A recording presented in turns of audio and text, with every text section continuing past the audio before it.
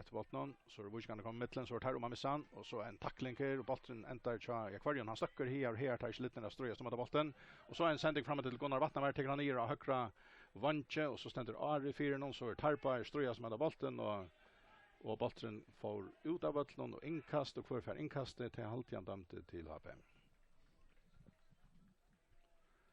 Och det inkastet är när 15 meter från Hotna Flatchnon och det blir tidsen till Pingel, lite bottna Tromsø fram till Össur Dalbo, lägger han och skakar atträtter till Jagman Roa, vi gör det till Trent sänder han så ut i syna, inte någon eft och bottnen för ut av vattnen och till inkast till Wujink.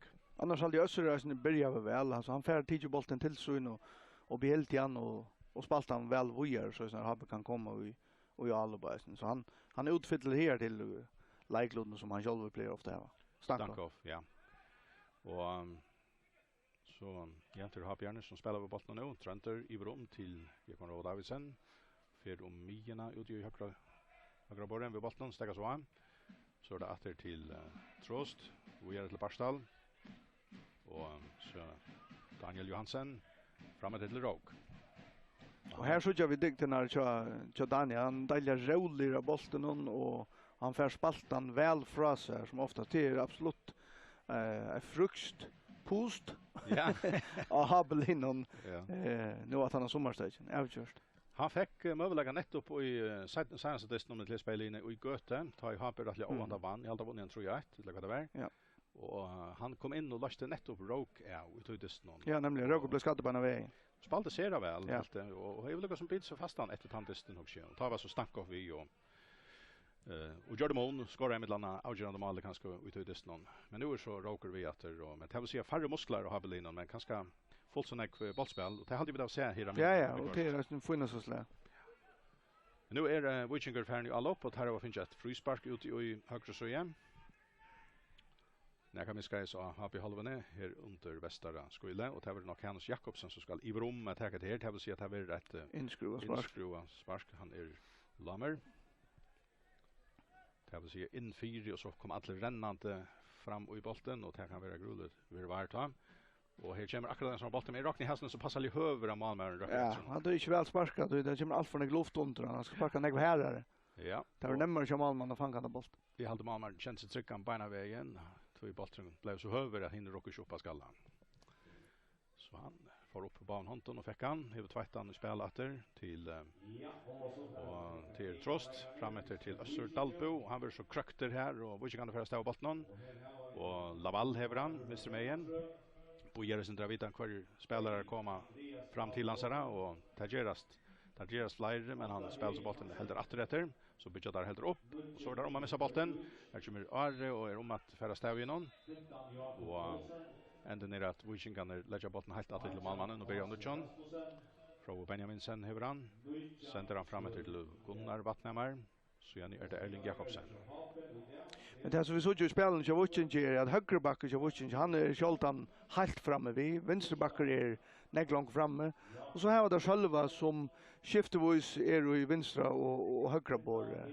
Det ser ut faktiskt han har själva som om han är alla stenarna vattlen alltså han är en fantastisk god fotbollsspelare. Han räkar ja. Han räkar som är som Fröjen Laiklod ganska ja. Och till Habjarne som har bollen och äknar i halva. Bitcha späkeli upp. Trås till Trent Jensen. Fram Amina till Råk. Råker fram till Pinkel. Pinkel lägger han så åter out till Ara. Så igen är Råk. Så är det Barstal. Och Johan Trost. Tarbar åter fram. Barstal färran. Stått till Daniel som är Amina. Väntar sig. Så sänder han bollen fram till Össur renner efter bollen och han färran. Helt att backlinje och så in 4 med här är Witchinger ner och han tar skalla bollen ut av Vandalheim och så blir det Pinkel som färran av vänstra banken lite in 4 och här är åter en Habjare väl starter med här i reisen Hans Jakobsen och till han som fär skalla bollen ut av backlinje till Hotna Spartel Happe. Ja, här spelar Habjare sig fram och i goda stöve men här var inte hattarna etla kroppslig orskan att nej, det kanske nog har folk ta i bollen kommer in 4 men också vägna skilla gott att spela bollen i stöver här som Atle kommer så just under butter och han är inte öjla nek för färna. hotna spark til Habe, og det teker Pinkel, nei, jævla kvarter, det må være Daniel. Og det er litt nok så langt fire. Og vet ikke om at det er atlanen til akkurat, men hadde alltid det trea som kommer til fremrøtje. Og her sparkar det bare bolten. Og her sparkar det bare bolten bort. Så hvis jeg hatter huskått, så har det ikke rønt særlig vel. Nei, så skal Habe kanskje ha omkring her som ligger framför Vuchinga-spelaren. Och vi känns färran hackar upp så man där be om annat. Nu han prövar tröja för. Och han kommer inte hackren en Emilio hat ju någon spelare. Men det ska annars sägas att han och Adrian hade unga ataliga spelaren som har dam otroligt väl steg och skådde på mål. Tar då ordentligt väl att sparka under bollen så är han bäj för fair och precision och duckar öjlan ägg. Men det är bara kännast här till John. Spalder er 16 minutter for Legion 0-0. Happy hever bolten. Og til Sebastian Pinkel som hever han ut i venstresøyen. Stått til Aram. Så inn etter til Trent. Blir Alopen. Venter. Hever Barstal 18-4 seg. Leder hånda bolten. Og Barstal vi Jarskanon til Johan Trost. Så da Jegman Rowe i høyre med inn. Og så fer han vi bolten sjálfur. Iver og milinjena. Rekan de fotlare fer. Og så verer han felter. Og reises alt av bunchen og Happy. Og tar halta Ivar Lesta. Han verer felter så mye. Ja, det är kostar lugga vi att det är guldkort. Jag hade inte. Ja, jag hade lust en guldkort sen gång vi är i handen här. Då kommer han för bo i här och så här och ta Jordan så är han rättliga fröjer om man mot backlin. Jag hade inte varit några härliga dyster som så men det är väl några guldkort. Så det är nog de flesta väl på sin plats. Ja, det hade så outgjort. Annars hade jag akkurat det här så stön som vi så här är samma verkligen kan Hans Paula som kan man säga som värjande spelare. Han spacerar bara för bojan och så vet det han som måste ta kan. Ja. Fryspark alltså till Happy helt ut i högre söje. Hans Paul är artisten Taili och han häver volten men ja, vi såg det här att de går alla från chatten här han spalt han bena vi var ute vinst söje. Det är gott. Hur var man kan säga detta kampen kanske inte över mitt till bäst Hans Paul. Nej, han ja, och här kommer Fryspark in 4, vilket kan skalla bollen ut från. Han är särskilt gott RV på 6-3 här 4 tar på 6-3 vann mästare. Så det Pinkel, han vill tackla och se spela en affär, själva vattna mer. I med så bara vinner bollen och första av innan skapar en stöve, fotla för fram efter tar kappren och med bollen och ändå ner att Pinkel närmast kör han och kottla allt igen och ja, det Gunnar budget så. Ja, det Gunnar för ja, tar. Ja, han är öjlig starkor och tröstor. Ja, det såg vi här och så har oss in får vi han späntar och alla att han och så måste han nästan lägga sig fyra igen för det. Ja, det Gunnar över ju bollen. Han ska renna bäj vi ser själv och nå bollen. Det är det. Men nu är det så Salve som ska skjuta det här Fryspark igen och gå över till Washington men nu ja, nu brödar snägga annat. Ja, ut efter det la. Ja, nu det utskruva. Kanske för han bollen lite bättre hatt och det gör det nämligen. Och Angel Ferran har Björn få en tur. Han var en stöva men Angel lyckas base till att sparska eller skalla ett kvart till lukt. Det var ju inne i brösthängen och nu är så tandvanten är. Och bollen är Witchings halvan och till Hannes Jakobsen som häver han. Gör sig till att sända han längt fram och helt fram i brösthängen och Happe och här är Barstal hade under bollen och så för onkeln Kottler att det var nog en synder till vildarlig stå. Jag hade väl Laval som var datt in i brösthängen men domaren gjorde han inte vet. Stein har vi kan finna inkast helt framme vid hotna flatch vänster main och det på 60 just nu. Spalter det 20 minuter och i förra halvlek framvis 0-0 i en livant förra halvlek alltid vi kan se här Berlin och Reina och så väl en 4 Barstal Haxter här bollen är kommer ut ur brösthängen än och så Reina där skjuta mot målen men så får han Björn bollen vissar ut ur brösthängen Trönter reker bollen helt ut i vänstra bor så renna bollen undan damen och till Lucas bara väl men han höll bollen in i isen till 18 så vi så att Trönter fär på henne matan men och så en 4 men Witchingarna toucha sig efter bollen och få foten 4 men han tar en fin aktion så Trönter. Ja, man säger du tog åren i munnen men det helt har sin löj kan ge Trönter. Ja. Knappt för bara själv och träck för boja allt. Ja. Och nu får hinner ett snärall upp och Laval här men han är nog så ensam alla här ute i syne och bojar Raikar vid bollen hygges ju häver så fuck nu längre fram av bollen Hans Paul för vinner nu och han lägger han så helt fram vid vänster söjen och så en 4 och så helt in i måltegn och så blir Bruksla och är inte helt grejer i kväll det ser ut som andra boll var ute i ett lavat offside. Nej, offside till den man ver men. Ja, jag vet inte vad han brukar fyra, men hatta var när vi har blivit en god målmål i Chauvin. Och vi såg att som jag nämnde Jan att här i tarra vänster så ju att tarra vänster backor som är nägg vi album men vet inte så sån gest här i tarra höger så. Och det kan jag vet inte för årsyn kan vara men har behöver Eisen två album när jag backar. Ja. Och ja, hade vi då sett här också när vi Eisen tar kommer ju allups. Men det är särskilt Eisen han kör Davidsen och i höger så ju som låter mer än Ariger och alla sina spel. Nu blev frispark till Wichingar och Eknar Halvi ut i vänster så igen och det tycker han har stått till Erling att till Hannes. Och så där Erling och en annan för Hannes. Och en för trätt. Och så är det Hans Jörgen Jurus och så där höger med och här är det Gerst man har trustre center och här kommer en hapjar i mitten så är att bollen stöcker och lukar som Brest någon här tar mitten ut här till inkast. Gerst tar själv inkast hem. Han kom här fram av mina nu i alltid att det hände några meter längre åter. Men domaren lät han bara kasta det. Så där Sölve så för han till strax en annan för höger med in fotla för helt om han har backlinna två hapjar har att föra att han når med korsen i etnaste hvor ikke kunne få bollen inn i Habe Brostein utan at han ble vant av mye, men der vinner så bollen atter, og hva hender så? Ja, jeg vet ikke, nei, det hender ikke spill helt fram, og der kommer Narje, og her kommer det skott! Og det var Lærer Nervi, og det var Hans Paul Samuelsen. Ja, det var så lumpet snilt skott från Hans Paul, men Fröe var Ogemeina laser i tarra vänster så hvis han är lustan i rum så är Fröe på redan Fröe, men får en rönt för Hans Paul. Ja, och här såg vi att det har Björn då stäcka och appellera ja, det vill jag frispark. Och mister kanske några sekund här ja. Det vantar mycket. Och här var nog kanske frispark så nu har så bollen blir 8-4 en så har besändning fram efter högre mejen Jordis två mannen som har varit starter och ja, det inkast. Jag var över för guldkort igen ja. Jo, ja. Fick han inte det i allt det han fick och Witching kan rappellera nu till han tar bollen vara väg ut av höllen tog han eller rätt i handen upp. Det blir på rätt kort. Ja, nej, men ja, och här är det spalter 24 minuter nu i förra halvlek och här händer mycket och kvärt han underhållande dyster men mål är inte kommit än. Och det är så att dysten lite jag vill spjatter i det men en annan dyster börjar ju visst nog Eisen klockan 3 och här har det väl Eisen spalt ut vid slagan halvan. Tog man nu och Maria Weistonaka från Tydisnon.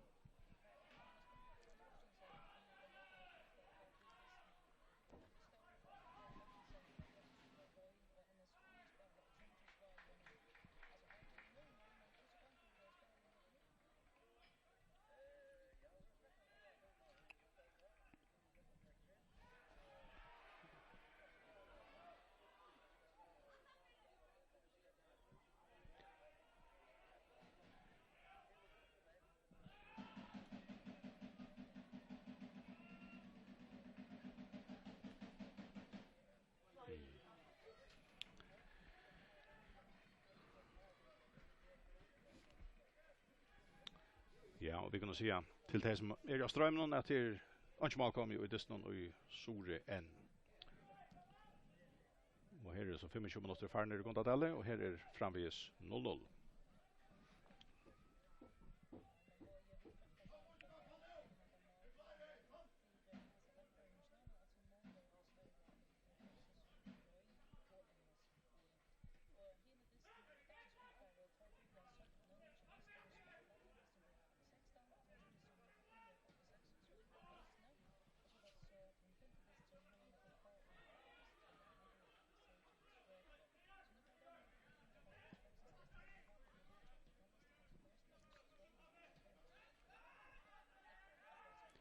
Ja, går 25 minuter farner och här är framvis Janlager 0-0 mellan HP och Wojcink och nu då spalt då i går 25 minuter kunde vi så ta samman om och se när kan så är över om att det är nog så jämnt det står alltid ja här till. Ja, det är alltid man kan säga alltså Wojcink har haft Ivar var i Malmö-lagen har haft två ordentliga goar och så har de haft två rönter men har vi här så in bästa målmöjligheten nu men vi har en stuttan tur som det satt upp ljud. Sore, vet inte man kan förstå tur Sore, men liksom här är Daniel visar fram ur sparkteknik där han spelar pinkel vi attaröch och han skallar så bant för så innan sent cross det är inte stora chanser men ser det väl spalt av Daniel. Ja, och till Johan Trost Johape som ja, förresten vi en ölig over tackling sett gång då till all upp vi tar som och Janne som hej bollen Janne ja nu spelar det vidare och till Adrian som sänder bollen fram i brostein så Wichingen och tar få som prigar bollen ut ur brosteinen och tar vi inkast till HP instrument. Men det var lunch nu om att skalt om Berlin kan man säga är all upp sinna så men ta i annan Leo funge fädra bollen och inte är krosta så välja det rymliga djupt isen. Ja, det gör bäge. Och sen tar Aura 4 nu vart det HP som rönner men tar få inte få det körde Erika och missa bollen upp i Wichingsalven. Så Wichingen kan röna att nu men kommer helt inte så långt och så är det också staccato en löt till kvann och jag vet inte ända vi nu är det Wichingen nu så är det som tar åt hemma allt och stöven här. Och till Salve Hakremain framåt till Gerst att spela vidare här kommer två HPR och spela och spela bollen är ut i inkast till Wiching. Och till Gerst som ska kasta han är startar några halvar HP halvarna här under Västerans skuli och skokanon inne med Skunsalen ska helt se han. Och så kommer han själv Laval i Jöknon och han stöter bara bollen långt från sig men slapp nog så lätt i Jöknon har på vägen här. Malmö har fick bollen.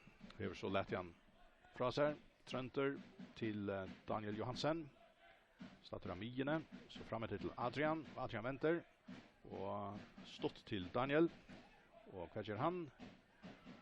Han är också fimer vid bollen och väntar och snärar sig och har en i alla vägar. Så tar klara halta Grutny coach eller som det händer alla tiden akkurst. Till framvis har Björn som har bollen. Barstal centrar han i vrån till Stefan Roa. Så framåter och här är en renner runt chat Feimon ur kvarjen parst efter bollen och ända ner i bollen för ut här så tar vi inkast till Wiching. Och inkastet teker Hannes Jakobsen och i tar vänstra borren under har vi hos någon framåter vid sylinjerna och så vet man utanför ena för träet nytt inkast till Wiching. Och detta kommer så fram av Mina och bollen ändrar så till Laval men så stänger han har foten 4 och bollen kommer långt fram av Vättlen Wiching kan finna natter. Frau Benjaminsen, ut i vänstersida, Hans Paula, och så fram av Mina. Så kommer Johan Trost i mitten. Så stöcker bollen här och här. Och Habjörn har Finjan och lägger natter till Malmannen. Ja, är inte krappa känt spel vid först. Ja, alltså att han har en ordentlig goda början på en 12 minuter och så hävdar det lugg som ja, färre för Lutsen av och första linjen ordentligt klarar att skapa distans så det men det är inte stillstand och för ska ha sig vana. Ja. Och nu då har vi som Rainer Adrian till Daniel och så är det till Trent Jensen. Då är vi så här är Adlemans att för bollen. Jag vet inte. Rymla långt in i sin egen håll. Det är så lätt att spela sig Jöknon och har Björn backa så att räkna halva så ränner det bitch upp igen. Högre med nu. Trent är färdig ut i högre så igen. Spelar stått till Adrian Rena spela första för vidare och till om lyckas men så färra Wiching kan stäva bollen. Hans Paulus Samson har gått skifte in i migringen till Salva Vattnamar. Det går bollen ner i brinkne. Till Frau Benjaminsen till Adeshina Laval så för Gunnar till strax fram efter. Men tar här var bollen med igen. Frau att Romset till Atla Gregersen. Högre med till Gerst Hansen. Och så kommer han fram högre med igen och så ett gör framåt till Gunnar Vattnamar in i bra stegen och väl i 4 och här var bara Anton som kunde tvida sig fram och skallanda bollen i net i här och han får ut i hin och borren med alltid har haft nej det var inkast till Wichinger. Han och så kom fram attackat han och han tvida så till Salva för så bollen åter från honom för om han i borre helt om han i hattne högt en 4 och så blir bollen skall över mot Maldon och här ständer Tighter och Loftar. Men ser det gott all från Wichingen i Janne tar bollen vi spelar upp i vänster och så vänder där spelen och så brödar där Jöknon i höger och och bollen är bara för huvudet där han kommer in 4 så här är det inte kan få höd Johan. Men får inte Witching gal. 31 minuter för ner framvis 0-0. Witching kan ja, tar vinna faktiskt bollen. Adrian missar han här. Och Adrian är nog även han som är guldkort så. Ja, det har ju ja, han fick guldkort ja. Ja. Och det är Witching Gunner som kanske nu en löte tidigast att vara tryckare av bollen och häva Myra och sända bollen fram och i Brostein Johape men tar läggan så åter till Malmannen. Trønder Jensen hever så bollen där kan mitta egna halve till Roke Jespersen för han åter. Vi är det till Daniel Eramine. Stått framme till Pinkel. Till Daniel Johansen. Så där Roger Jespersen. Har Björn tacka alla spelarna vi och i uppbyggningsna. Och men det är så pent boll lite roi men inte snack ja och nu kommer det gå sända fyra med Harris Angel Maver som bjöd sig till att få han i nätet och så stack bollen ut och Brostein natter har Björn få natter. Och till Pinkel till Daniel väl in 4 och Angel och så är det har Björn i skottstave. Här var den stora chanser. Det var Roker som skjut men här kom och Witchingar akkurat 4. Hade bäst chansen jag har vi här. Ja, fralukt och all första vinnare in 4 för höger och så kom bollen ut att här till vänster och Daniel lägger ett perfekt inlägg. Men tar så returen kommer och skottet från Rochald där tar vi det blockera öle väl men hade var en 100% målchans. Lottna spark till Happen, tar med väl en 4 och bollen skallar om Malmö och man 4 och man spark till Witching. Och hesfärnar så jag vet att Adrian får sparka på den närmaste Witchingen och här är Barstal vid närmast stång men han får så bara inte på. Ta kan det bara blå vanda mig. Ta kan det bara blå vanda mig. Så har behöver liksom svära sig dratter. Ja, en god Malmö lägger till Happe efter gott uppspel. 12 spel, 33 minuter farner nu, framvis 0-0 i Gondadellen. Du är ju av fulla stad att det blev bara så pent och fitt men det blev det blev effektivt. Så blev det knappt lite. Vi först man här var sin roll för jag kommer i stövnar så det kan bli vanda mig. Ja. Och så är det Witchingarna Salve innetter till Hans Jörgen Juros. Vi är det till Hannes atträtter till Erling. Och Erling för millinjen vid bollen. Så sänder han bollen fram och i Brostein Johape. Här är Gunnar Vattnamar. Vi hade någon till Salva som är Ottarje Bornon att till Gunnar. Och Gunnar var till Hans Paula. Hans Paula innan till första för gospel men har Björn kom akkurat i mitten och så är Michelin tar har Björn har vunnit bollen och så lockar han ut här backlinjen så har haft spark till Witching. Ja, här är det då manglande kunnism och någon blev hon med man han vill gärna Daniel vill gärna spela bollen till vi där och hinner ju vi på det. Ja, nämligen. Stefan att i ankrum för jag Fälden Rävna och så Stävin. Ja. Hotna spark till Witching och det var han som förut att ta vi så i någon vänstra benen. Där kommer högt och närmal någon in 4 och här detta men och bollen vill skalla ut från så ett underskott och bollen stöcker i och i alla manna mycket för här och så där Witching ner och så för dem över en kott och brott spark till Witching och till Pinkel som kommer in i Brostein och pura onöj att köra en man och Kottler. Ett öliga bort Brospark ja Haben. Men hade väl nog rätt dömt eller kan? Eller var det? Eller var det för lätt för boilet? Ja, nu är det möjligt att så jag men min första tanke var att det var otroligt boilet men alltså ja, det var man han vänd ja okej, jag ska inte kunna. Nej, det sa ut för mer som om bara han spoilar rävna sen på sjusar och in näst vi eller inte men inte skila gott att lojka av Pinkel för och i han där närdes så han ger Malmö och möjlighet till att döma så hållbort. Ja. Men och domaren var öliga senare av Bruksla helt. Han Bruksla inte på en av det. Gick också kon så jag hade han i väst. Ja. Hannes Jakobsen ska ta brottspark cha Witchingon och så kommer det här och han sätter han i nätet. Han sätter han i nätet till 1-0 till Witching nu 35 minuter är det farner. Spårningen är Malmö för förtölja. Jag måste finna han också ja. Ja, jag finner så jag kanske ska Bruksla för att han är färdig att tölja. Det är så där. Men väl sparka, flatt. Helt ut ur stången, hopplöst, nästan hopplöst att ta till Björkan. Vara helt där ute. Jag har Björn kunnat irra sig om att här Ja, hade varit hur så purast och nej och i botten och grund alltså som varje spelare hade är gott om att alla spelare skulle hålla sig veck. Ja, äkta brostar. Ja, det gör alltid och bort. Ja, och han feilventor Witchinga spelaren så tror jag inte grund till att lika så i här men det är så. Ja. Se inte ofta med. Ja, men heter så där och så må ha Björn bara spänna som är ut och vi don't kunna få den bollen i kassan men räknar vi samman för det som färdig här till så här var Witchinga nu är center mer vanta Mikler. Ja, där har vi närre vi att skåra en HP och vi har haft en ena men tar har vi några förna tvärtrucha. Så ultra tojer där inte för just to jag Witchinga färre mål men hade var kanske inte på handamaten att det var nej att få mål men det händer ju så ofta. Så spelar har Björn Schera väl och komma och så dömer han en frispark väl. Det så är ju kvint den. Kompensation? Ja, jag hade han dömer för att ta i roger dribblar så hallar onkel Bluesnation men om det värt här ett till så där. Men ja. Så frispark till HP utanför Brostein Jovicingon. Och några meter utanför Brostein nästan. Ja. Och jag vet inte om det blir Daniel eller att det blir Adrian som skjuter. Annar Tarra vad tittar blir. Daniel skjuter, ser det gott skott. Han sitter! Ett ser dejligt flott skott. Daniel Johansen, vi är någon ordentliga vökron frisparke upp på Bergegaren. Tickst ut i handarestång. Här sätter han, 1-1. Ja, och hade han nog lunda det som jag säger om så här unga människor som stannar framför målen och knallar till för att han affär och vi såg det fantastiska välspark. Bolten upp på muren och så detter han bara ner. Falling leaf kallade det dettande blä.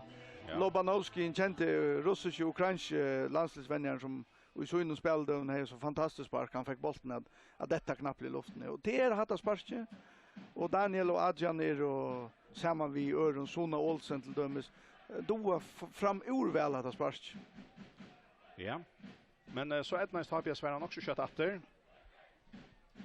Och man kan säga att Möveliva som straffe och att det ser man här kanske. Fruspark.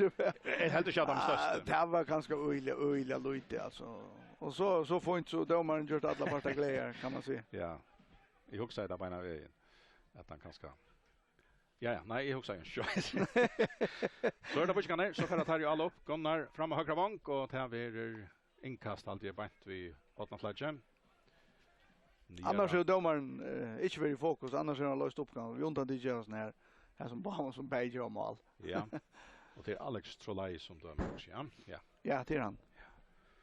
Alltså inkast till Witchink vi hotna flatche och till Gersta längt helt in under målet och så Dalpo skalla bollen ut ur Brosteinen och så Reina Witchink kan sända bollen framåt där. Han har nog varit utanför, ja. Så man sparkar till upp. Ja, nu 23 minuter farner här i förra halvleken. Jan lägger 1-1. Och bollen är då har vi halvan. Barstal vart om hevran.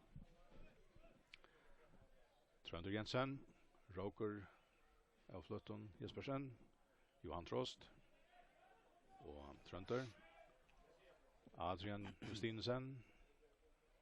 Och så har vi Natter till Roke, Trent, så sänder han bollen fram med högra vank och här Reiner Jakob Rowe för ett någon men han är inte men bollen är att jag har bjärnon utspark till Ruttingar spark till vad ska man kalla det så which you going very någon efter och ända att jag har bjärnon som här var bollen nu Roker högra med fram till Adrian in i Brosteinen och så ränner han att spela bollen för fötterna och Roche men Nevlachen var inte första flux så tog kommer in i mitten men efter att ha Björner finns ju bättre bollen. Nu är det Raminen vinnon. Daniel som skorar ett väkra mål. Räcker vi bollen. Ja, man måste se han är rättliga teacher plus här så har han är fin fotbollsspelare på alla mål. Man har backlinjerna och så väl in 4 och här kommer så bollen ut från att Daniel Ferran åter och så langar han till och att det får inte skott man bara inte om han för. Han har spannet att vara om han för men jag får inte skott runt. Det är en intressant service här Daniel Johansen. Han är i grunden inte uppvuxen i HP, han är väl här från Ungern och Aron.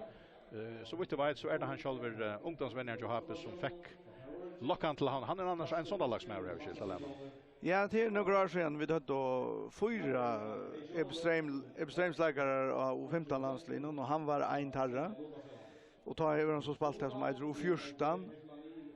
Och i halvtid att han var andra års och 14 ta flott igen så här att spela fotboll. Så han är uppvuxen i extrem. Och om 14 år. Vad är han nu? Ja, men nu är han är 85 så här. Vad blir han så blir han är knappt 20 år. Så är han. Det var inte för att Nej. Ja, och så är bollen har vi halva och till Tröntor. Och näka högt efter till Trost, men han är alternaver och kan tydliga som utan näka hemsre få Temeralda stövna. Så är det Barstal till Daniel. Och ja, han heter Daniel. Daniel, ja. Jag kallar han för Daniel, men jag fick faktiskt en avtal från mamma så om att jag skulle säga Daniel. Och det var en jag gör. Det är inte för att provokera att säga det. Och så är väl sändningen 4 har fått fire ner att och att skalla och har Björn Rein en annan för att få han in 4. Och Daniel Johansen. Nej, jag har det var en användning kommer. Han äter alltså Daniel och det visste jag gott, men så till rättlarna vi mamma tonkarna mitt i munnen så sa mamma köplägen att Ja, det just det. Rätt ska vara rätt. Jag kör han det. Navn här var otroligt stort. Ja.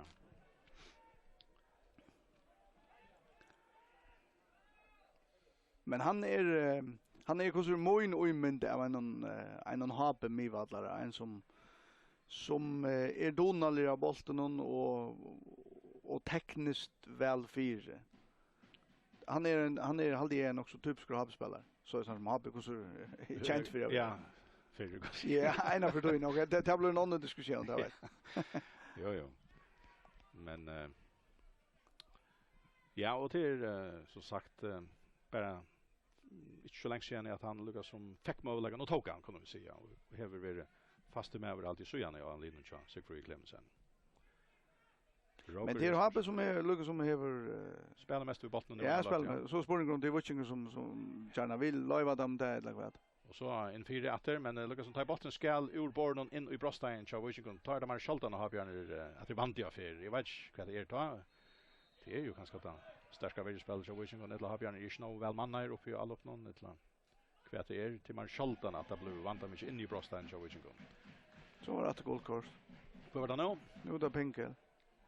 Ja, han häver kanske och domaren säger att du gör frispark här, du gör straff här, frispark här, så tar det upp alltså ja. Ta det upp och så var totally uppe så. Ja. Mannen av Copacabana Beach. Ja. Nu för att loja väl här och i förra halvlek till en ordinator minuter efter så plejer det att lägga en av 3 skjuta mer än det. Och här är Jan lägger 1-1. Och bollen är har vi halvan Tröntor lite fram framåt. Här är bara Surdalbo men det ända vi en inkastlappe så blir han säkert nöjd att bo i ett fältje. Det här är inte något rätt. Flyra bollen till. Pinkel kommer framåt nu. Som är akkurat det finns ett goda kortet. Össur har bollen ut i borna. Han skulle ganska hellre vara in 4. Han är Adam Höve som kan få upp och skalla. Men det är nästan att få vad blev det inkast här uppe eller blev det hotna annat här. Ja, det blev det inkast. Inkast ja. Framalega några få meter från Flatchenon under har vi husnon Pinkel för nu att kasta.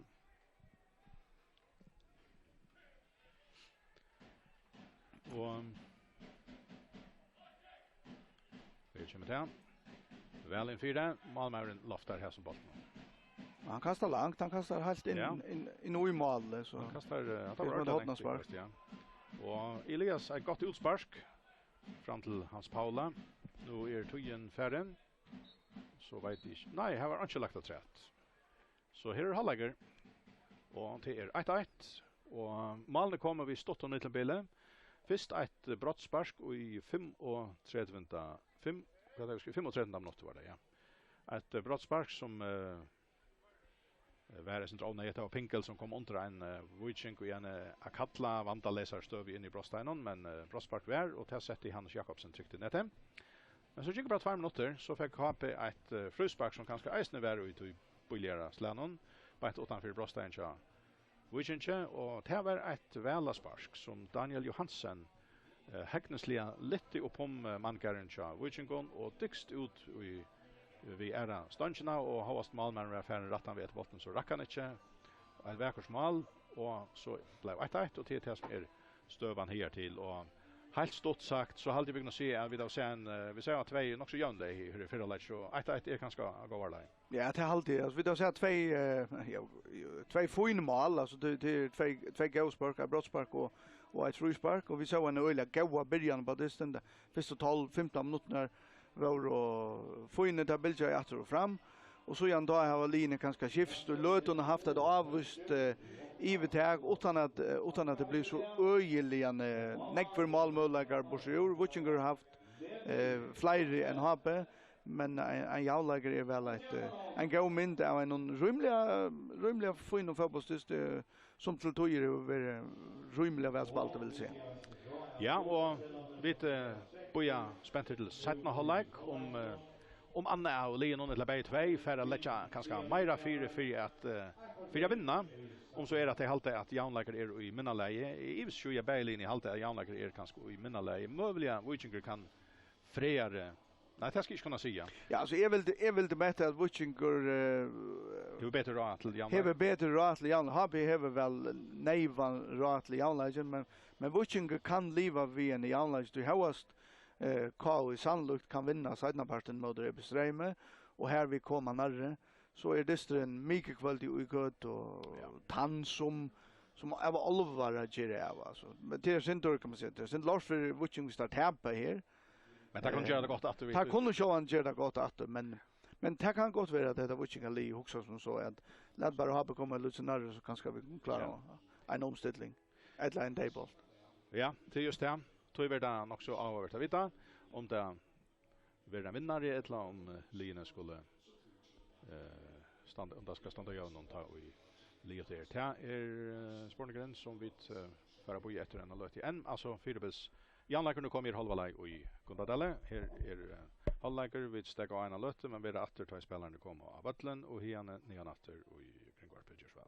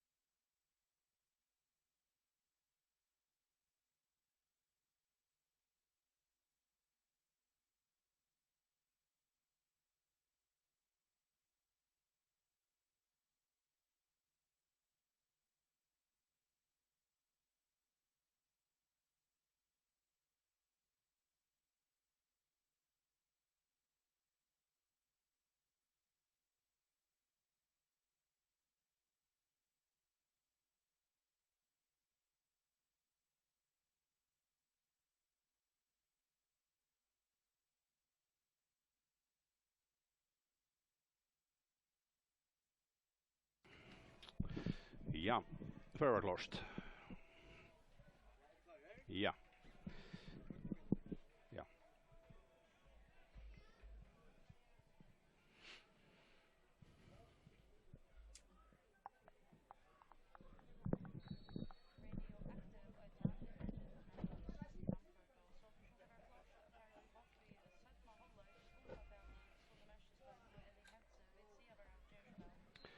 Ja, jo takk. Distren akkurat brukslaver i gang til å setna hållage, altså jaunleger 1-1 mittlen HP og Viking, og do ikke sånn utskifting i hållagen, så med 22 spelare också av vettlen. Og til innkast til HP høyre med inn, og til teker Jekman Rowe til Johan Trost Davidsen, hvor gjør det til Barstal Vartom. Og Barstal har så bolten mitt av Egnar i halve. Leter Daniel Johansen får han stått, for han så atter, framåt til Daniel. Spelar han fra seg første fyr, venstre med til Pinkel langt ut på den til Ara Mor Jonsson. Og så Daniel Johansen atter, for Lirska bolten til Raukaltie, og så det til Udusyna til Ara, småspill til Habiaron, stått sendingar. Og så kommer der Åman atter og Egna halve. Nå det Barstal som har bolten, spiller fram til Roge Jespersen. Og Barstal fer han så igjen i atter. Og så sender han bolten fram etter, og her er en Vikinger for han, for eisen lagt han for føttene av Sølva Vatnamar. Fra Benjaminsen så gjerne frika bolten fra seg fram atlean til Laval, men han fikk han ikke, og Bjørner Hava finner han atter, og her er bolten 4 foten av Habelikibarnon Johan Trost Davidsen, hvor gjør det til Trønt Jensen. Og fra honom til hentan her Johan Trost, så det Trønter. Sendes bolten fram til Regabeint og en Viking til Hannes Jakobsen som ferran. Nå det Hans Palle Samuelsen venstre med inn. Han sender ikke fra hånden, heller ikke noe go, men her kommer Sølve Vatnamar.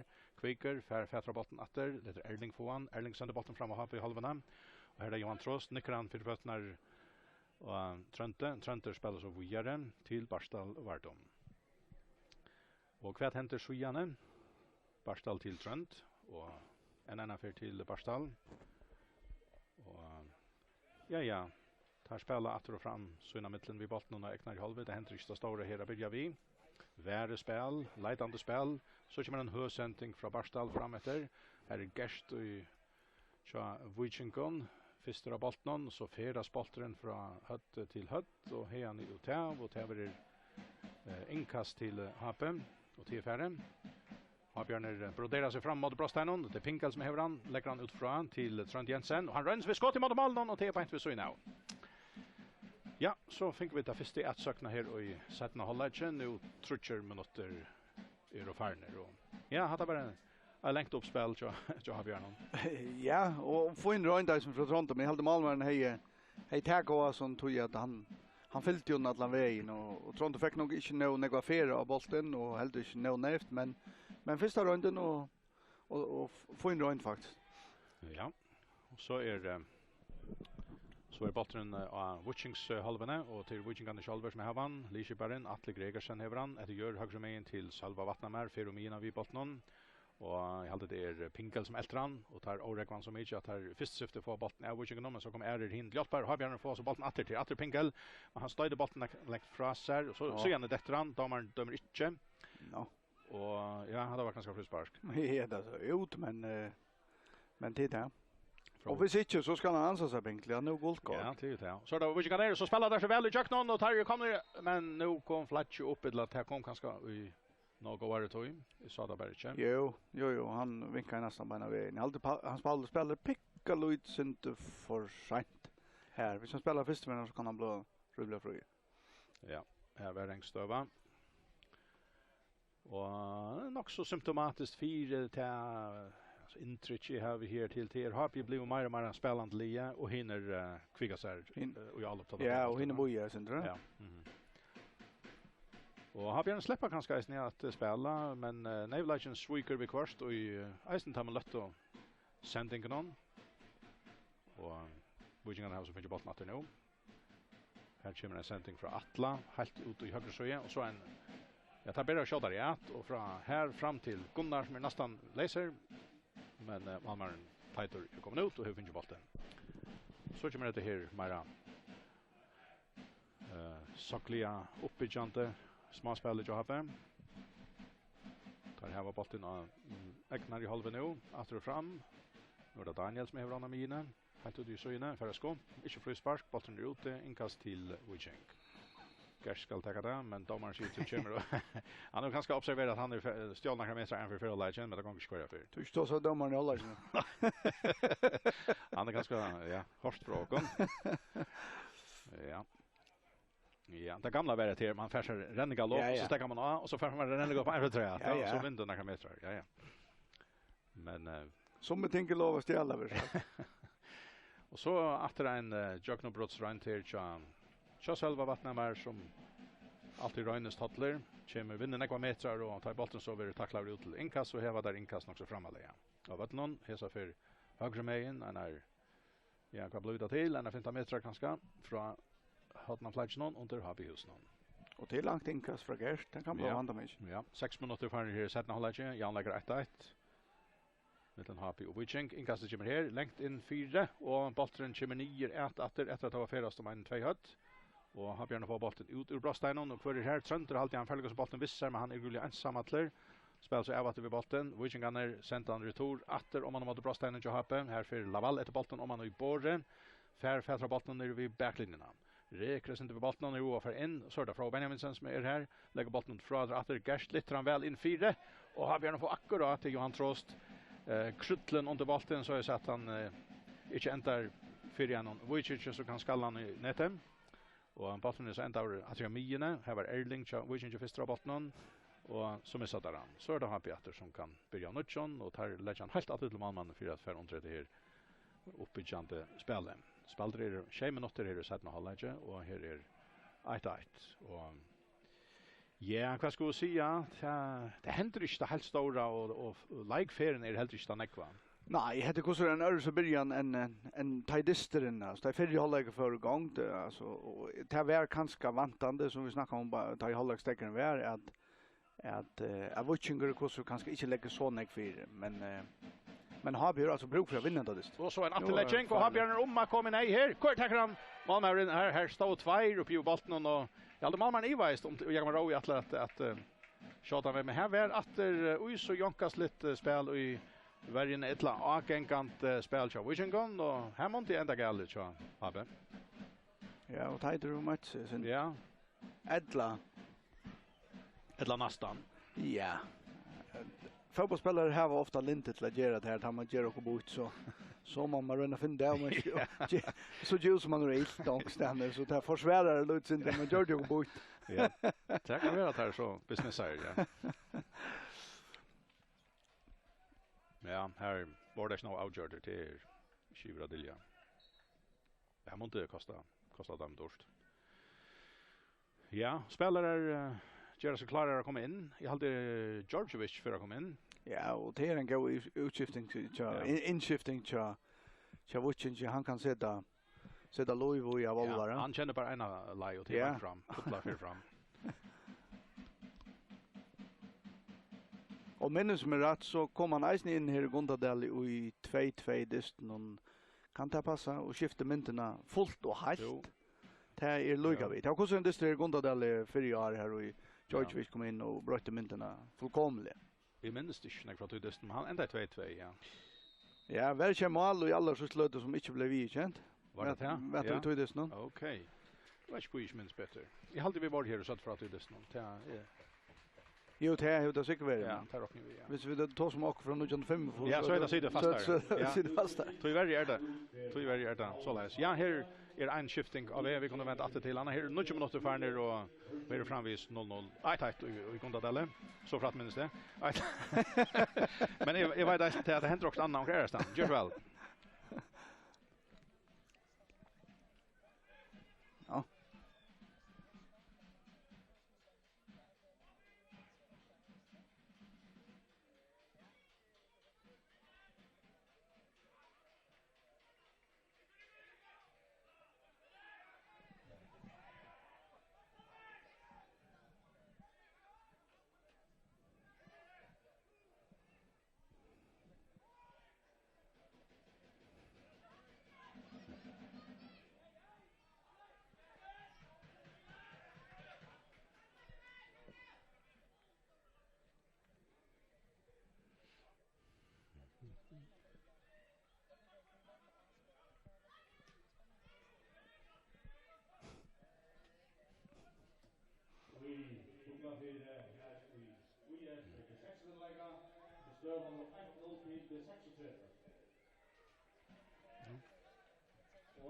Ja, alltså 1-0 Väster Vavan höra vitt. Här ja, bottendistrikt kunde vi kanske säga. Ja, tills nästa gång en distrikt som har tydning i strönon om att Lubberga sig. Nu ska Väster hur skora mot Skala. Ja. Gott skott från Anders Jakobsen.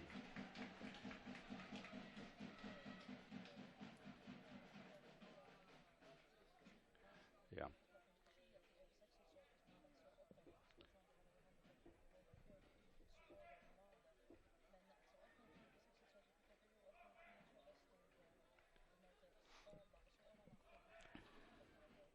Ja, så här är Löjvå i beina vägen och tar med dessen som nästan är börjar i klockan 4. Och jag har blivit ästne på från Hatalarna att det var på 6:30 som är lagt 8 i Foglafire. Och här är det väl inte mer än några minuter, ja, ett lite kvarter eller vad blir det? Nej, 11 minuter. Barner. Och här är så inte mal kommer jag trätt. Här är Jan Läker 1-1. Och jag vant till att de får samband med Foglafire kvar löte. Så kommer vi få det har jag någon så kött som det är klart. Men här är så inkast till Wichenk och det inkast det har varit där längt efter och ägnar halva Mr. Mayen. Här i skugga så in i Gundadelle, Västan 4 och inkast det tycker Hans Jakobsen. Och han fär så bollen åter och så färas bollen hött av hött en löter till han för och tomater till inkast och hesa för till happen. Och hesa för det Jekvan Rowe åter till Johan Trost. Så också vi då har samband till Foglafjärra, Görs väl Maria.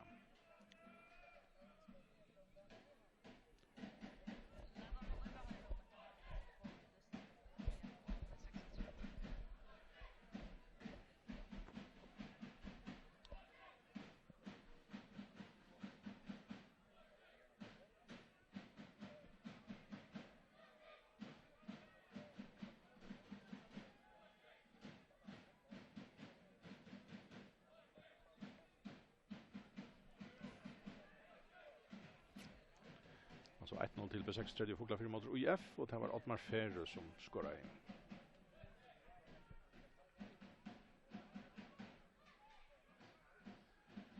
Ja, och här är frispark till Happy Amina.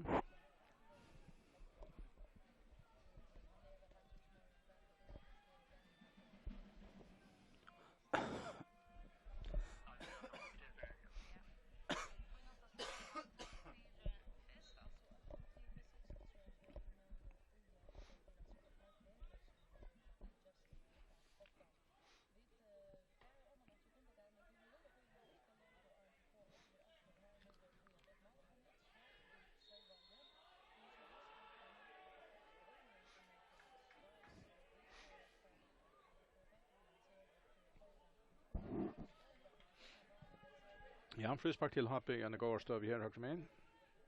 Och det var här Daniel Johansson körde. Ja, ganska Epicalus långt in. Ja. Men nu kan det sparkas efter det långraden. Ja. Och tar det bara 2 murer. Ja.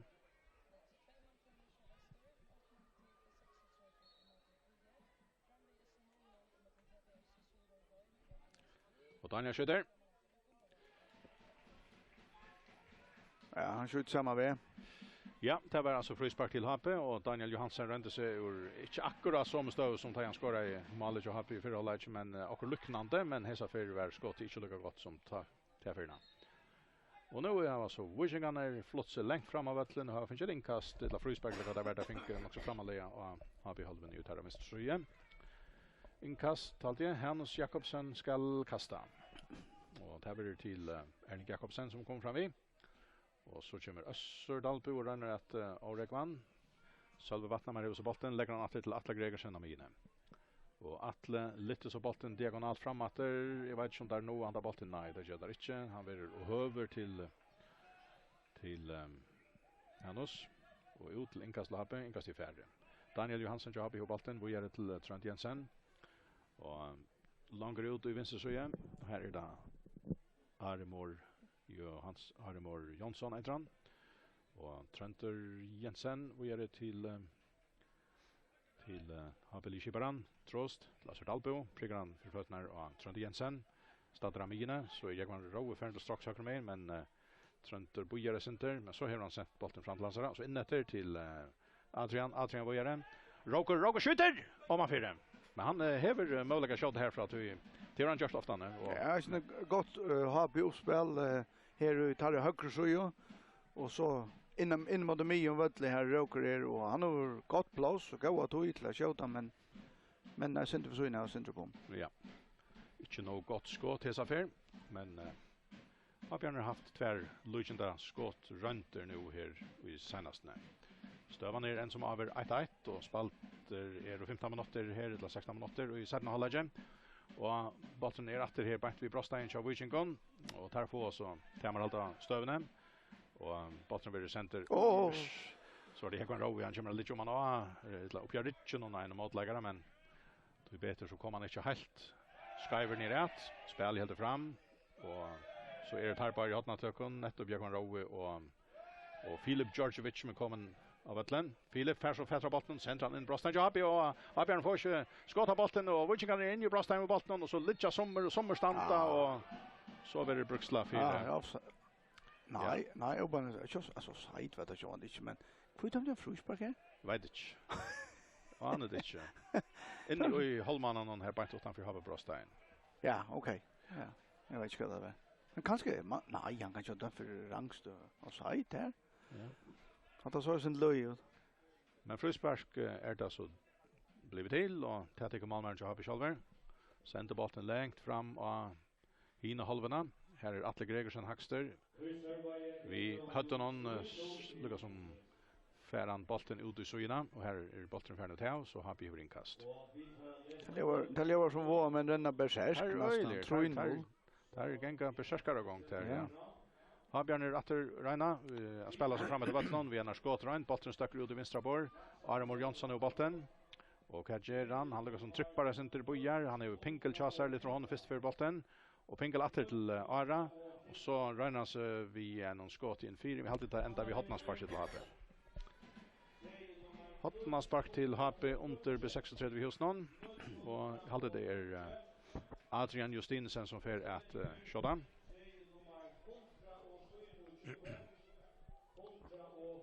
Och här kommer det.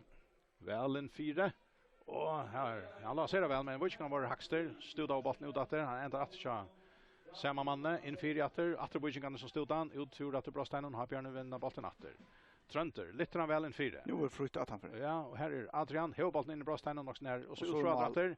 Och så Daniel och han häver alla möjligheter här och så Jakob som blev allt och så är det hinna ända någon och här är det Adesina Laval och i fotlare för han räcker med bollen som in i Brostein med bollen och har Björn att någon och Malmö för vart 4 och bollen stöker ut till Laval och han häver finns folk visar men nu spelar där över bollen. Ja, nu är det akkurat liknande stå och bara med. Först har så en av Wichinger. Nu kommer Löv efter och så är det Rokers nära om sig själva här med över bollen. Han brukar hålla en toy och så är Malmö för att bära köttet. Men ser det väl klara av Laval han klarar allt så tror jag har Björn att han fyrer sig men man kommer som så långt in att Titor för lucka av så snarare att en chans att skåra men går det torränning till som Trimon har Björn men nu så han skjuter det han klarar allt att han väck för oss. Ja, han var öle skott han fick en chatter där och han hade en ghost över som Daniel kom och kunde skåra men han omstämmer sig nu. Ja, och så en stickningar in här och här var nettopp Georgievich med skjuter renna här. Men så nu händer något att du dysten och du är det syns så snart. Ja, det är ju så lätt. Ja. Nu är det vandastöver i banan Anton. Så och framvis alltid det gången också jämt då. Jag hade Habjörn är ganska fullständigt av botten. Ja, men jag hade watching a legend joint där. Nej, det lukar som det här var de väl han stövan som så Jan Modal upp det här var de rymla väl. Jag tycker så att det är en pastor att ha lägga Atlanta bara lätt att Habjörn här var bollen också snägg. Hostal Johansson där underligt men så är det nu att dövon att ta kan vara en 4 mål slå bollen så där och skott om man ska bruka bollen till att vinna det vi. Har Björn är så i alloppe här var bollen och måste över halvorna. Och Arre sänder bollen in i mikringen till Johan Trost och ger det till Trond Jensen. Och Trönter högre med till Jagman Roa. Stäcka bollen ut i söjnen, spelar stått inåt till Adrian, utåt till Jagman Roa som kommer fram vi och han kommer att backline och här är han i hotna töken vi man och han snärar utan om sig och sänder bollen i fyra. Han Voichinger lägger sig ner till hans Jörgen för att stota bollen ut. Han ändrar till nästa och han är fer vid bollen in i brosttime men och så blir det dömt frispark ut efter. Alltså det vill säga och i motet har man velat säga att Adrian är toxiskt när efter så bollen han kommer under en motläggare eller vad det är. Men han hej nekva fer in i brostet men hej miste temar alltid att köra bollen helt. Ja, bollen alla crosser. Så spårning kommer hans Witchingan som stöter samman eller. Ja, jag vet inte vad det är. Han kör så lik. Ja. Jag vet helt inte vad han. Nej, men domaren står väl placerad så han att man gör det. Ja. Men det är helt klart att det händer mer i det nu. Och här är spalter 20 minuter nu så vi då kört spalt i halvan sätt med halvlek utomot. Jag kan säga då har du också om att det var tre mål kom ju i banan. Det är helt jag säger att han Jan då 3-0. Ja.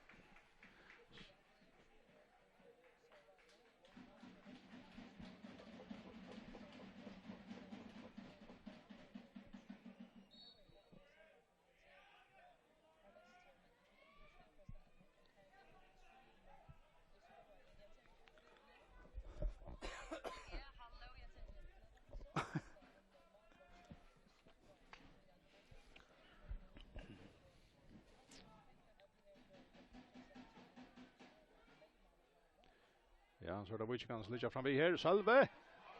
Ja, här är Sergos över här så vi kan och tar en ena för in fyra. Ja, här är så skiftingar förna fram. Søren Ankel kommer in. I halvdar Hans Jørgen Juros för ut. Så vi kan tar just två skiftingar. Har vi sånga just den. Men det är att Wichinger har så goda spelare i bunchen att han kunde gott göra så skiftingar utan ja, och station är att det är en öjlig rutin som man kan sätta in alltså. Howast Georgievic är ung så han spaltar här så står ju någon nekvar och Søren han spaltar i Halt Rouge. Ja. Akatla. Ja, Akatla ja.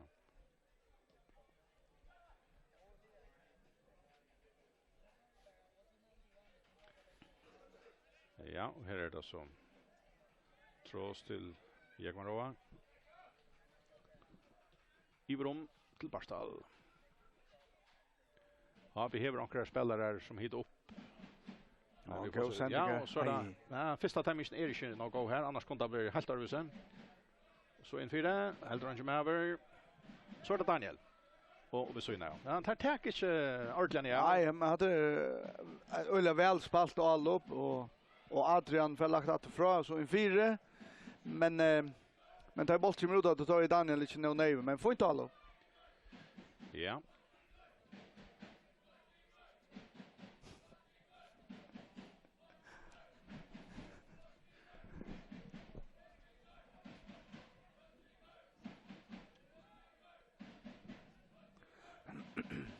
Ja, här är Sydney Hollägger håller igen alltid men spalt igen är 3-20 minuter eller vad det är. Och här är samma stöva. 1-1 men det kom mer lov i spel nu halvtid efter en också linje början här i Sydney Hollägger och bara pastar bjöa så fram.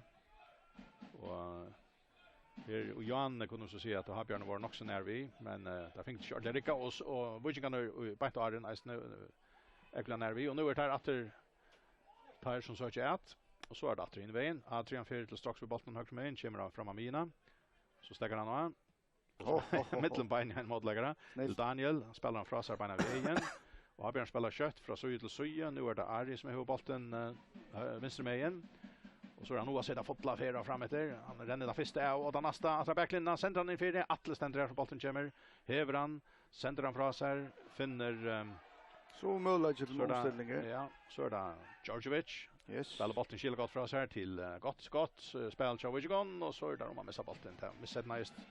Och så Jack Vella börjar vi. Så för Habjørn stäv av bollen och här är det Trond Jensen snarare så då om man spelar sig av bollen och han ändrar till Adrian och så är han åter till Barstal. Ja, måste säga att det gånger till mer stått lite nu än att låta till bollen färdas mera. Boy och Barstal tidigt att lägga sig in i mer för nu alltid. Ja, för den neutrala avskåren är det helt säkert det, eller för alla avskårare Ja. att ta ett bilder att fram. Trönter Johapi har bollen av mine, vi gör till Daniel och vad gör han? Han lytter han fram efter i bestöjum när har Pierre Fätras när bollen, men det var ett inkast. Tog att nej, bollen är så svår ute. I West Sjöan för ut, men så där pinkar vi bollen. Så rännas vi skottet med här tjukt fyra där han skjuter och han härjar av att det vidare, men han har missat bollen. Och nu ska han köra det ansett så här att han det han är väl goldkort. Han är väl goldkort och det lukar som han är ja, han är så grammer. Ja, och så grammer här alltså. Tror jag att det här spelaren är felvänd och man nog så tatt vi mål målstömålet. Och helt röjna att halta trusten här, röjna vinna bollen en istället för att rena händerna ryggen och ta domaren frispark kvarja för så. Hade små bort. Nej, jag skoit bort. Nu är det Washington och det är Laval som får bollen startar högra vänch andra backlinjen väl in fyra och när Malnon och Angel räcker efter den här kvar från Benjaminsen som lägger neck fyra här. Han kom för två bokstäver in att vi attare stånk här och rack akkurat det upp att skallan. Så ska skiftas folk och nu blev han ätchen. Han snär av björn. Bart man ska in. Får han ur ötlon. Nej, inte ötlon. Han lät ju blusen. Nu hade han fan en blus. Ja. Jag vet inte vad gal vinner. Nej, det är säkert det han är kraftig. Han är kraftig för. Ja. Ja, Schumman. Alltså samma. Schumman som ska in för Adrian Justinsen. Och han bröt till läggången senast mot DP som går right. Och han häver 20 minuter till också över till att Arna Theo. Och nu då tar de rönter av bunch så är hatta I'm over vid den runt. Ja, absolut. Ja. Och han kommer in i vänster så kommer Pinkel lever om i höger så. Ja. Det ser det ut till ja. Klockan säger 2:30 minuter och här är 1-1 mellan Happy och Wichenk och Malmö kom bäge i förra halvlek och Habjarner Havan och spelan väl mittelsön här av Wichenks halvene ut i vänster sida till Aramor Jansson, vi är till Daniel Johansen, vi är till Trent Jensen och så framåt till Pinkel till Trent Gospel ju Happy och så lyckas där bollen med Hersten Atle. Han lyckas som vi en river räkar bollen till sön. Och till han över eja och hötte till att spela vi men han är inte skadast med den. Men tar han huxar och soper till att crusha bollen till sön. Och så är bollen för natter och Happy halvarna och tar sänder han in till målmannen. Han sänder så bollen fram av mien åter. Kvar häver han här. Har Björn Tijas där för att Emerald och stövne och bollen. Och till Roker sänder bollen fram till Pinkel och han lyckas med bant framför sig här. Wigingarna så kommer nästa med över till Öster. Han röns vid skottet på väg men han är ju rättare jämn vad han skejt och tog blev det så håll för kölla skottet snä och målspark till Wiging. Ja, jag räknar med pappan är ju så glad över vi säger att det spark. Nej. Minart. Nej. Att det var håll för kölla skottet. Det var det ja. Och här var ganska flera gera men han helt ganska visst lucka så värda. Ja, men sen räcker han väl. Han är inte så långt ute. Nej, det är just det. Och han får bollen åter. Ja. Han får han åter, men vad händer? Han räcker inte vinna på sin rätt falske Pinkel. Men Pinkel vill en underliga lösning. Han prickar bollen bant och en tjockan väljer av motlagaren. Sten för Joker helt anda och tog få Wichingarna för bollen och så här var Tyran. Och där har man Eknar Halve och här är det Hans Jakobsen. Sänder han fram efter och här är Habjarner Haxter och här då Trond Jensen som jonglerar väl vid bollen. Och här var flott detalj. Ja, absolut. Och Habjarner fär ut i vänster så vid bollen nu. Simon Samuelsen häver han och här är resning Armor Jansson och här är resning en trea och Tina Mauer som för frispark nu. Här var Roger Jespersen, ja. Roger väntar väl vid bollen så alltid lutla nöjen och trust och så dår han tandparsen av spelen eller väl. Habjarner skifta av Nutjon och man där här och mor. Nej, nu den unge med som är Hjalte så. Ja, Hjalte Djurhus. Ja, Roger förut. Och Roger ut. Hur är det här Oliger som typer?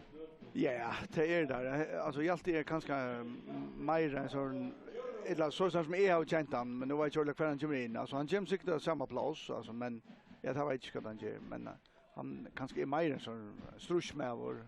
Ja. Men får in en fotbollsspelare och en coming man job just. Ja. Frispark här till HP och halva Wichings halvan ut i vänster så igen. Simon sänder bollen framåt. Wichingarna kan skalla bollen ut på brösthänderna.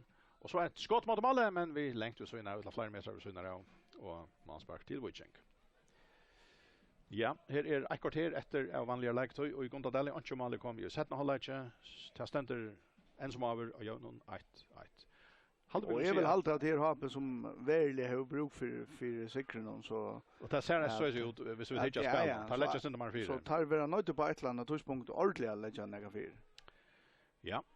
Tog det Angel Evium på 6. Ja, nej, nu säger för nej. Alltså det Angel Evium. Angel Evium med möjlighet för 6 och vinner för. Ja. Ja, hade aldrig frispark. Ja, han får fördel efter den så. Ja, tycker frispark. Pinkel kvicka sig på botten. Han släpper in om där första och kan inte så och så var nej, så var en folder 4. Har vi få botten åter men missar han åter. Det hänger inte nog väl säger man tar röna men det är alltid ocker som gläpper ta och ja, det kunde bli ordentligt vanda med och att ledde vara vi att göra frispark och det är kanske isen skilla gott men det gör det så att Pinkel blev fri men han fick så det sista spark som man ska spela ute på det här är så kört. Nej, och här åter Atlen sitter Propoy, en röncha har Björn men har Björn få så fetter bollen åter och halta lugga som trusten. Simon sänder bollen in mot Brostein kvar här en för Atle Gregersen ständer kvar för här som han ska. Bollen kommer om Amina och här är det Barstal Vardon. Tar bollen visser för fram och hinna halvorna. Centrum så att gör fram med vänster min. Skyve sending eller skyvränning eller kvätta vär ett landa men Wigan är sen det laser i fraspel någon isen i halvtid men det får så inkast nu. Men det är helt tydligt att här är det mer nökter än HP beståndas man är. Ja, tar kunde väl liva vi som i anläggning. Det är inte ivas då. Alltså, det tar ju stadväck. Hinne skulle stadväck efter att här alltså men en HP renner att han har. Så kommer den trea skiftingen, sista skiftingen ju HP ut för Sebastian Pinkel. Och så är det Heromor som kommer in och han kör till att tog inte mål ta i HP vann mot Soring och Big Siena. Nej, det får inte mål. Han är en öjlig rask spelare just nu. Ja, han är öjlig rask spelare. Han är ju inte olyckor på så någon så matta. Nej, Rennenek och Struis väl. Och rymliga skjuter. Ja. Om inte Luka tyckte du skjuter som Gunnar så. Nej. Ettla vi kunde se att vi så Gunnar höjre, det såg ut som Gunnar var rymliga skjut. Ja, det sägs. Jo, det var det visst, ja. Det var det nog. Och så kommer bollen fram med Brostein och Happe, men här är vant jag fair. Men så spårningen om man har några sälja en teknik, det är han säkert. Jo, man inte vet alltså. Kanske bättre än en bär orfriat här, jag vet inte. Nej, ja, låt det bara säga det. Låt det bara säga. Här är bollen och Happe i halvorna och han hade väl inte för närmare. Nej, det är han brejer här också. Ja, säkert. Ja.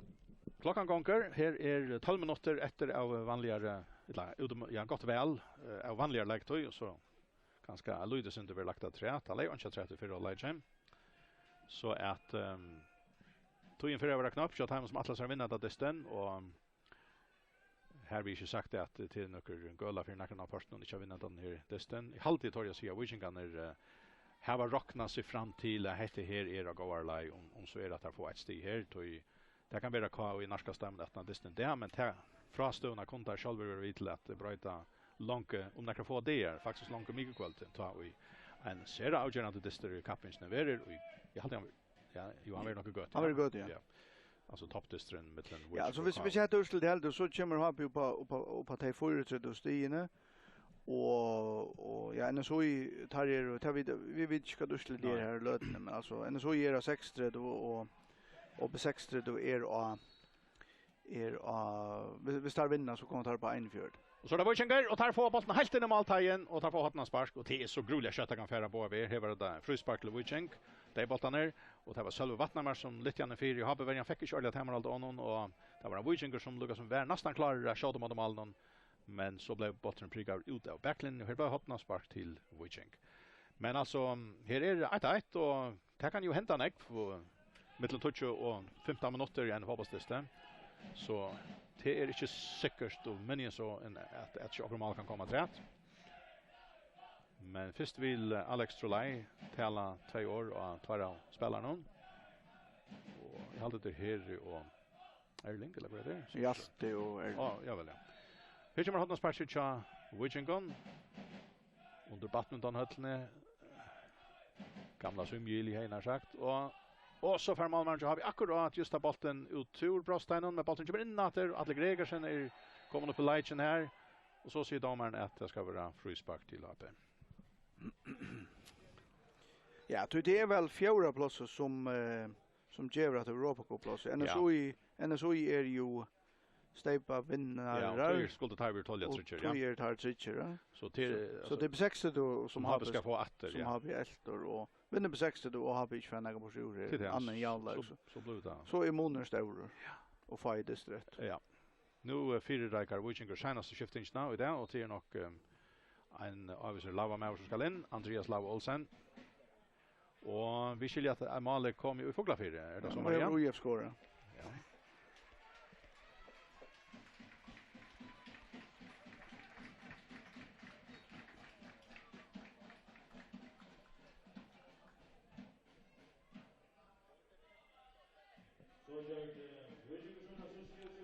Så 2-0 till B36 i Foglafyr.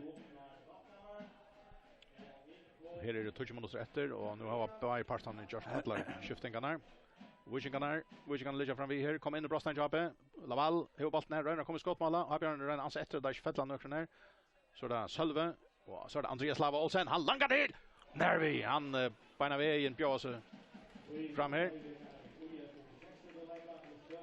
Ja, Andreas Lava är en sån obehaglig fotbollsspelare som varje vi gör. Ja. Man vet ju vad han gör. Han gör så det ovanta. Han är så no nonsense spelare. Han knallar bara till. Ja. Ja, han kan vara gagglig i det här, va? Absolut. Han var öjliga avgörande spelare som vi inte kunde fjör. Ta kappen skulle avgöras. Djordjevic en ekvilja etchent och le här.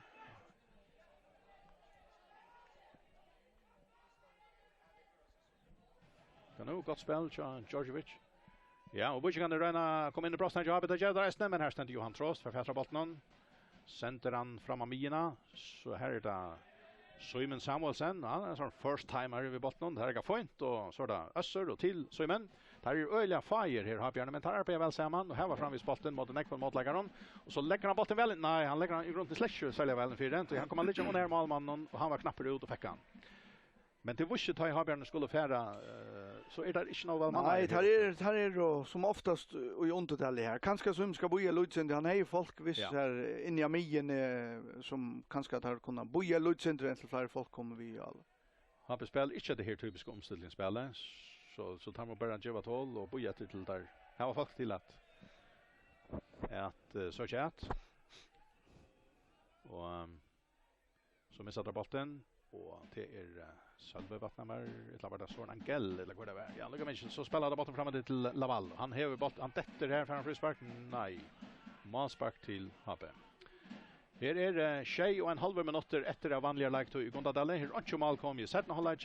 Här ständer Jaunon 1-1 mellan HP och Viking. Målspark är till HP. Och han kommer Udamina. Bollen kommer ner här. Kurfärran, här strujas där om man. Och änden är att Soren Angel lägger bollen helt att till Elias i Malnon. Så sänder han bollen i spelatter. Lengalai, Alava är uppe, hött under bollen. Så igen är det Habjarner. Tröntor Jensen hever Anna-Mine. Spelar stått till Barstal. Barstal till Daniel, till det är det här goda eja för jag lyckas med att få samma spel i men så är det nog så ofta man vill säga ganska båda parstar att det är enfalde sändningarna. Här färra fullkomliga för skoter och motor. Och nu är det Vikingarna ser väl in i bröstet och så ska det där! Ett flott sammanspel till Vikingarna och så har Atishin i alla fall lagt Vikingarna 8 i Gondadalle 2-1 mot i HP. Nu 3 och fors minuter är då spalter. Ja, fantastiska gott. 1-2 spel, bandaspel med Laval och Sölva. Och han behöver få inte spela av mig och Vötle, men tar så hjälte ska spela bollen under vår så missar han bollen till en Vikinga spelare och så är det här ett kända omställningsspel som Vikinga är så ser väl avgrätt. Och Sölve är bara heilen att han för det mesta som sker av linan alltså han är framme ur alltid. Ja. Och han är öjliga trycker där han skårar Laval. Inte var han norsk så öjliga nägg vid bollen här sidan av han var också ensamhandlar men här var han usakallt och hitan. Ja, och så hade jag har Björn kunnat glömma allt om man vinner den här distan. Nu är det bara går 5 minuter efter. 2 mål skulle där ha varit rätt och vi onkon stank av Alin i det så halde det här bushi att han manglar det som ska till för att vinna en liga som vi hon Alin och hela kanske kunna vara realistiskt men alltså det är Geneva om att alla spel är helt att det trekar utan stank av Össra är en fina början. Det för lite brotterui. Men det är för lite brotterui. Det för lite hottan och i som har gjort. Har haft några möjligheter men Witchinger har sammanlagt målmöjligheter vi om man. Här var HP är nog så visst har haft bollen med. Ja. Ja, och så får sån här ljusa gröna litern Lucas Matt suggest här till akkurat fyrverkstjänst sånt där. Här var här vissar och det brukar där till Lucas som till fira mål nu vi och allt luktar det inte det nej av fyrverkstjänst. Men det larmar inte. Och ja men det är ju också typiskt för att vinna ali att tar är det kunniger och att det var ett fint mål där. Ja. Alltså det var Witchinger li effektivt. Öjligt effektivt och fungerar framur väl som ett li men det är kanske sjuntalt om man inte rätt för spelare hos Lina alltså. Nej. Bäj altor och eisne vilje och rönte landslisrönte Europa Cup rönte hos Lina att jag undrar ju att det standa så väl alltså. Så det är fralukt fotbollslig. Det och så här misstouchna hade här att missa bollen tar man inte är jaun var Alinon och sändningar som är öliga einfaldar som färd till motläggare. Ja men det kan vara räfsa öliga. Kötta du har röndarspelare mot det. Ja, absolut och Witchinger är så rättliga typiskt omställningsli alltså tar damer tar man väl alltså. Välja väl och så tagga där möjligen tar han visas. Så är bollen i spel i åter och till Habjarner som här vann men här är det bara en 4 minuter efter av vanliga lagt och så glöjer en Habspelare och så får en Witchinger att stäva bollen och så är det här åter och jag allopem och till Laval som har han höger med långt fram till Andreas Lavalsen. Och han räcker en man av sätter en man av och så sänder han bollen flatt in för helt normalt in och här är Johan Trost och rodar upp och det var hotna spark till Witchinger. Jag kan lyda att klaxingar är harmer om att Witchingarna fick det här målet här mot Entanon. Men tar säkert minst lika harmer som Habjarner själva är det. Tog det bött om tar möjligheter om så var att Witchingers blev vi vinna, men tar vinna och tar Rangers så kan få där åter så där är farnes nog styr fram om hinner. Och nu har Habbe gjort det där har flott Barstal fram i Albe. Och en syster har inte fått några borsur.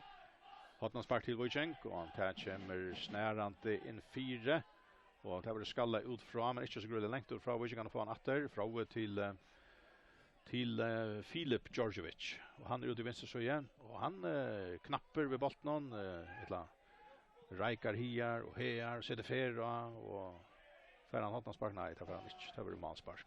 Så bara 4 minuter efter av vanliga läget och här Gondadalle och Wojcicher är a vinnare kaos. Där är ju 8-2-1. Det är inte som bänder att ha bekymrat tror jag att det här var inte det som ska till att skapa här Malmö och lägga ner ett liv. Vi behöver lägga till tröst ja som nej och ter.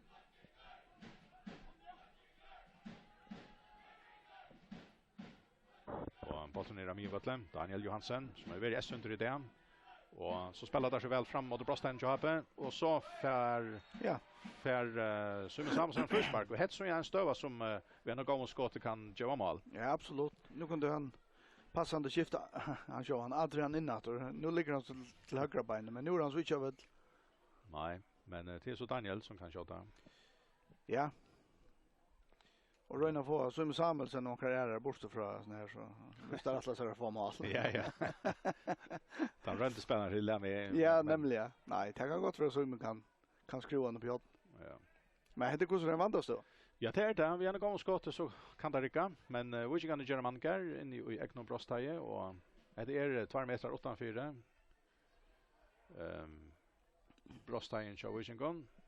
Och Daniel skjuter i mangaren och så vill hotna sparks där. Ja, du släpper han på man mangaren så har han beina kaos med där. Ja. Med rotten.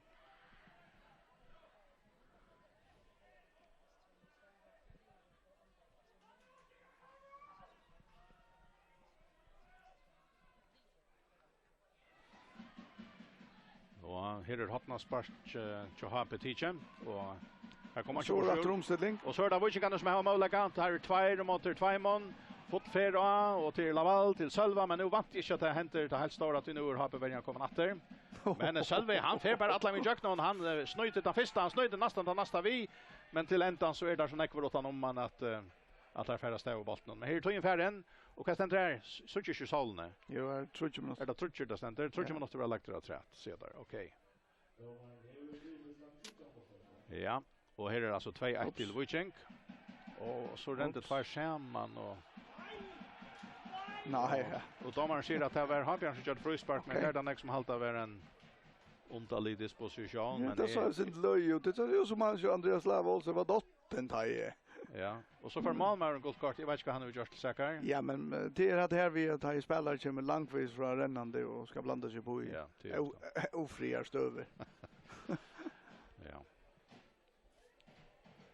Nå, vi kan bara stäffesa att Wojciech är avväges att vinna en tojande seger så att mot i Ivsjö att här var krossa och i almanackan sagt det heter en tarfördister mot HP men nu stannar det att vinna. Ja, det är Guvrunnar spår så Wojciech i Montla blå mästare vinner Gondadal mot HP här och kör det Ivas då alltså. Och för kappingen är det några lost för jag ser det som det är det är väldigt spännande nu om månader stittest mellan Wojciech och Arne Distin Mikvalden. Men nu är det så flott att han kan lattliga kanske täppa han Distin och framvis vara Otali. Ja, och det är ju att överhuvud alla så att täppa men och även kan man så säga hvis Wojciech vinner av KO i Mikvalden så är det nästan avgjort. Så är så stora mån kappingen avgjort. Ja.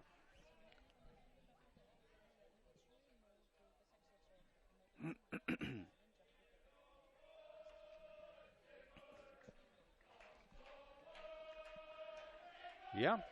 Och här vi Manchester Isne och i en öron spårning till spänningen om sista Europacup-plats och här ser det ut till att han vill långkry i mitten B36 vi HP och att ganska vanar för att HP i behöver ska få B36 vi åter till Fana Isne. Ja, vi kör slint standard så 8 steg och till 50 att spela om. Så ska det gänga här. Ja, så ska det gänga skrien kan man säga. Nu kom öjegrintarna och men för det händer. Se akkurat som är. Ja, allvarligen ja. Och jag har inte homega vad händer här. Nej, här är så Att minnes syndrom Barden som plattar ver in i så trångt och väsen och ungmannafälkshusen och nimsa stannar runt. Kostar det med minnes ljusa och igår. Det var danser.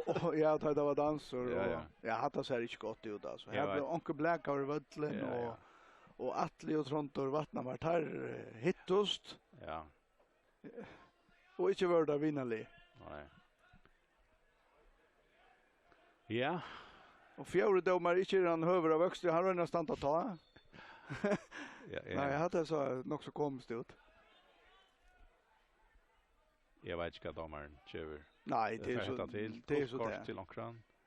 Men Atle Gregersen fick kursor guldkort. Så vet jag inte här. Och Trönder vattnar med reporter. Ja. Ja väl, han är Malmansvänjar till Habbe. Han ska ut Tom Gyringsna.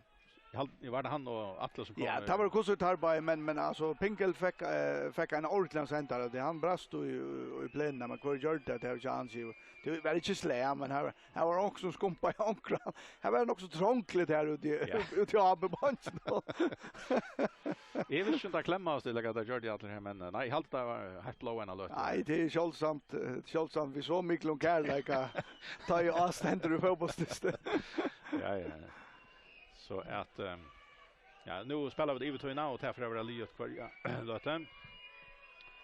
Och har Björn Haus och bollen här och till Charles Nutchmaren som hejan.